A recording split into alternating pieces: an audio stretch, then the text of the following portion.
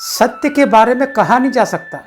जो भी कहा जा सकता है वो असत्य हो जाता है। जैसे ही सत्य को प्रकट किया जाता है शब्दों में, वो असत्य हो जाता है। क्यों? क्योंकि सत्य को तुम शब्दों से बांध नहीं सकते। शब्दों की सीमा है और सत्य असीम है, शाश्वत है।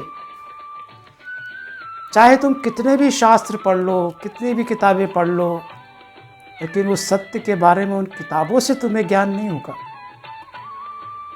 क्यों? क्योंकि सत्य जहाँ प्रकट करने जाते हैं, बोलने से ही सत्य प्रकट नहीं हो पाता। अगर बोलने से सत्य प्रकट हो जाता तो आप बोल करके सत्य को पा लेते। अगर सुनने से सत्य प्रकट हो जाता तो सुन करके आप सत्य पा लेते। अगर लिखने से सत्य प्रकट हो जाता तो जैसे ही आप लिख लेते हैं, पढ़ लेते और आप उसको पा लेते। और सत्य को ट्रांसफ़र भी नहीं किया जा सकता।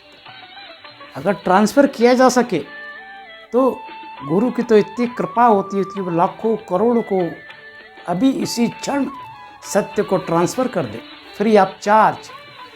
ऐसी करुणा है गुरु, लेकिन उसको संप्रेषण भी नहीं किया जा सकता। तो इसलिए किताबों में, शास्त्रों में, ग्रंथों में उलझे रहेंगे तो कुछ भी नहीं पाएंगे। उसमें सत्य तो था, लेकिन प्रकट होने के बाद कुछ सत्यता उसमें कम हो गई।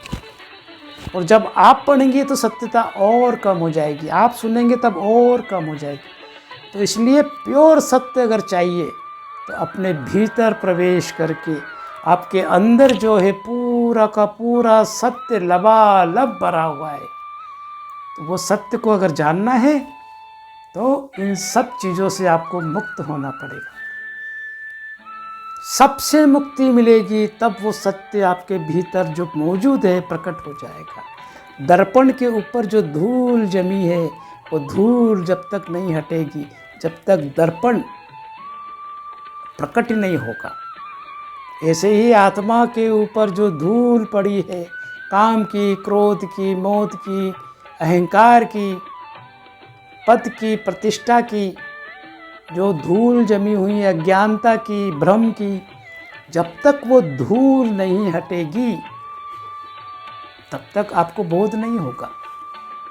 कितने ही शास्त्र पढ़ लो, कुछ भी कर लो, इसलिए पढ़ने से केवल नहीं होगा,